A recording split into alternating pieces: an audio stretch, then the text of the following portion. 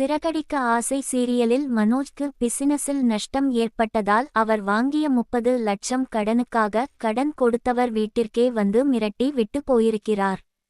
இதனால் தன்னுடைய கடனை அடைப்பதற்காக வீட்டை பிரிக்க மனோஜ் சொல்கிறார். அதோடு அண்ணாமலை மனோஜ்காக சப்போர்ட் செய்து கையெழுத்து போட்டு கொடுத்திருப்பதால் குறிப்பிட்ட நாளுக்குள் பணத்தை தரவில்லை என்றால் இந்த வீட்டில் உள்ள ஒருவரை தூக்குவேன் என்று அந்த நபர் மிரட்டி இருக்கிறார். இதனால் மனோஜ் மீது முத்துவுக்கு கோபம் ஏற்படுகிறது.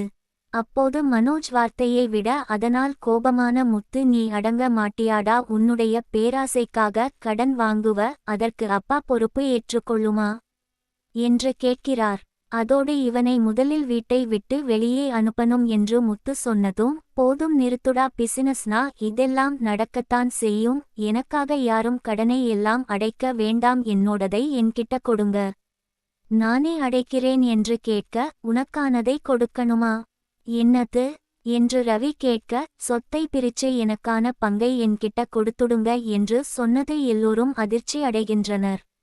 இந்த சொத்தில் எனக்கு உரிமை இருக்கு, அதனால தான் கேட்கிறேன் என்று மனோஜ் சொன்னதும் முத்து அவருடைய சட்டையை பிடித்து அடிக்கப் போகிறார். அப்போது விஜயா அவர்களை பிரித்து விட்டு அருகில் இருந்த ரோகிணியை திட்டுகிறார். உன்னால தான் இத்தனை பிரச்சனை வந்தது, நீ தான் பணக்கார வீட்டு பொண்ணுன்னு சொல்லி ஏமாத்துன, நீ வாங்கி கொடுத்த ஆட்டனாலதான் என்னுடைய மகனுக்கு இவ்வளவு பெரிய நட்டம் வந்துடுச்சு என்று திட்டுகிறார். அதற்கு மனோஜ் அப்பா கிட்ட சொல்லி சொத்தை பிரிக்கச் சொல்லுமா என்று கேட்க, விஜயா அதெல்லாம் முடியாது என்று சொல்கிறார். பிறகு மனோஜ் ரூமுக்குள் வரும்போது அங்கு கிரிஷ் விளையாடிக் கொண்டிருக்க அதை பார்த்து கோபமான மனோஜ் கிரிஷை அடிக்கிறார். இதை பார்த்து ரோகிணி, இப்ப எதுக்கு அவனை அடிக்கிற என்று கோபப்பட, உடனே கல்யாணி ஆவி தான் வந்துவிட்டது என்று நினைத்து மனோஜ் ரோகிணி கழுத்தை நெரிக்கிறார். உடனே ரோகிணி பயந்து போய் கத்த, பிறகு மனோஜ் சமாளிக்கிறார். அதைத் தொடர்ந்து கிரிஷ் வெளியே வந்து ரூமுக்குள் நடந்த விஷயத்தை மீனாவிடம் சொல்கிறார்.